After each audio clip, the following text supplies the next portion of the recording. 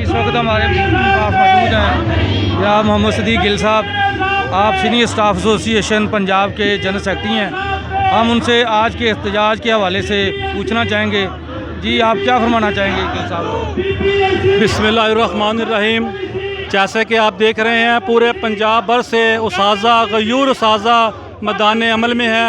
हमारे मुतालबात तो काफ़ी ज़्यादा हैं, लेकिन जो मेन आज का हमारा मुतालबा है वो हमारे SSE सेकेंडरी स्कूल एजुकेटर्स, जिनको वो कह रहे हैं कि पब्लिक सर्विस कमीशन के थ्रू रेगुलर किया जाना है, हमने वैसे नहीं करना।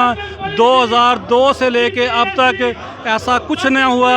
इन्होंने तो बाकायदा NTS टेस्ट पास करके आए हैं, लेकिन उससे पहले तो ये भी नहीं था। हमारा ये मुतालबा है कि फ़िलहाल इनको ऐसे ही रेगुलर किया जाए, NTS इन्होंने दिया हुआ है, उसके बाद जैसे हम पॉलिसी बना लेंगे वो ठीक है। और एक हुक्मरानों और अफसरान बाला को तंबीह करते हैं कि पहले अगर आपने ज़ालमाना रवश अपना ली है कि लोगों को तंग करना, 4 बजे तक स्कूल में बाउंड करना, इसको ख़त्म कर लो। नहीं तो पहले हुक्मरानों को देखो क्या हाल हुआ है, और इंशाअल्लाह फिर अगर जुल्म करेंगे तो आपके साथ भी ऐसा ही होगा इंशाअल्लाह।